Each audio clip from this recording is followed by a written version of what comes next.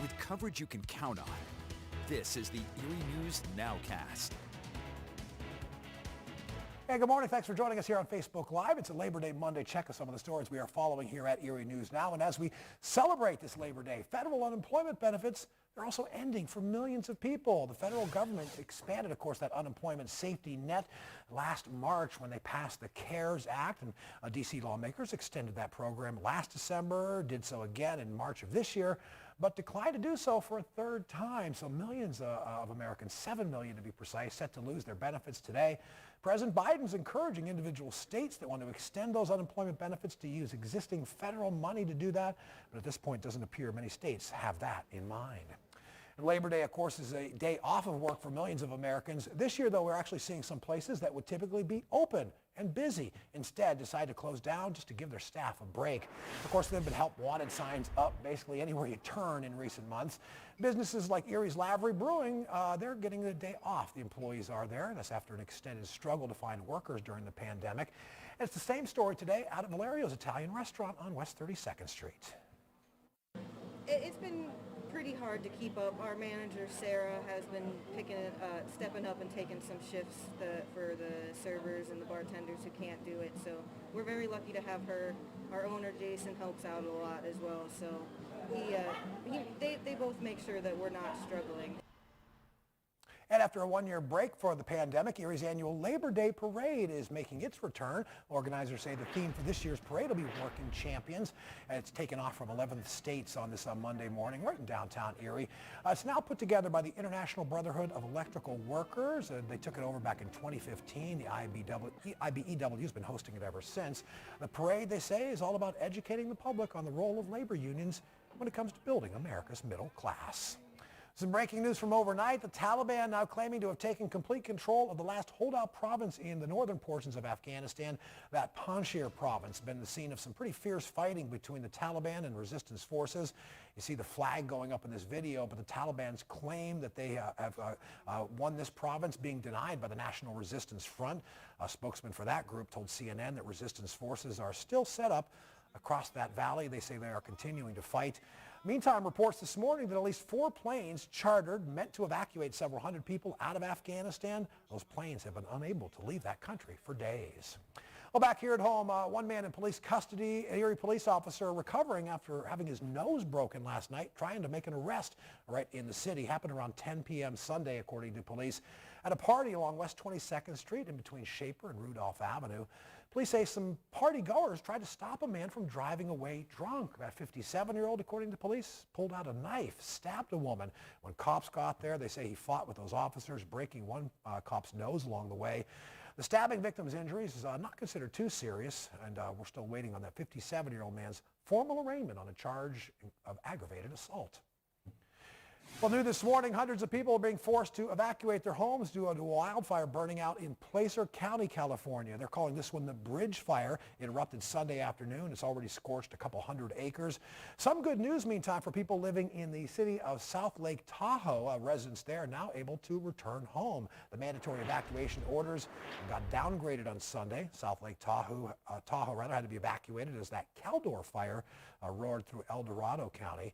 Over the past couple of days, weather conditions have actually improved as far as the firefighting effort goes, so they've been able to keep those flames from spreading into the city. But the threat from that Caldor fire is not completely gone. As of Sunday, they say it was just about halfway contained. Well, back here in the city of Erie, the fire inspectors looking into exactly what started an overnight fire. It's one that forced several people out into the streets early this morning. Happened around 3 a.m. A smoky fire along West 8th in between Cranberry and Washington Place. Crews found several people already outside when they got there. They also found flames in one of the bedrooms. Made quick work of that fire. No reports of anybody being hurt, but again, the fire inspectors now searching for a cause. I'll expect the action to pick up down in southern Erie County today at the annual Waterford Community Fair. Truck pulls, tractor pulls on today's schedule. Some live bluegrass music set for 6 o'clock tonight on the fairgrounds. Organizers say expect a full-on fair this year. All the food, all the fun from a normal event at Waterford Community Fair continues through this coming Saturday. And they're wrapping up another pandemic-impacted season at Waldameer Park today. They, of course, had to adjust their schedule throughout the summer, dealing with a shortage of workers. Some rides had to stay closed at times. The plan to be open 7 days a week just didn't happen. And then for today's seasonal wrap-up at Waldameer, they say they'll have the wave pool and the lazy river rides at Water World shut down.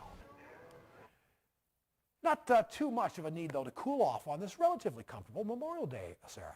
Yeah, Mark, it's actually Labor Day, rather. Excuse me. Sorry. Day. Yeah, let's get it right. Together. We're wrapping up the summer, not starting it. But yeah, We a are. holiday. Typically, you know, you'd see folks maybe heading to Waldameer to cool off, but you don't really need to today too much. Yeah, today's a little bit more comfortable. It is the unofficial end of summer for a lot of people.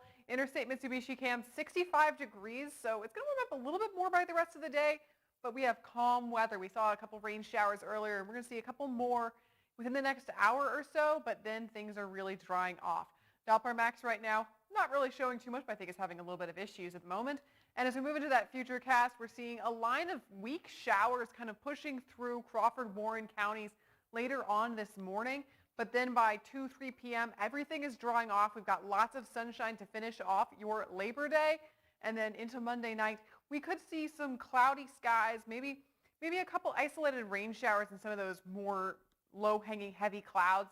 But we are going to start off your Tuesday with some sunshine, maybe a little bit of rain out over Lake Erie, but then by the afternoon, everything looking good and dry.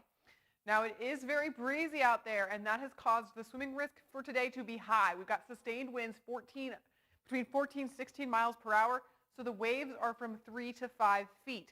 And looking at some of the wave heights already out on Lake Erie, we're seeing up to 4 feet for some areas, and those high waves is also the reason that there is a small craft advisory for the next couple of hours. We're seeing winds up to 20 knots out over the open waters. Lake temperature 75 degrees, and we're going to have a high UV index once we get into the afternoon, but it is really windy out there. Looking right now out at State Street on our Idaho Chiropractic Sky Cam, 65 degrees, winds 10 miles per hour, dew point about 58 right now. Checking in on the temperatures throughout the region, we're pretty comfortable in the upper 50s to low 60s.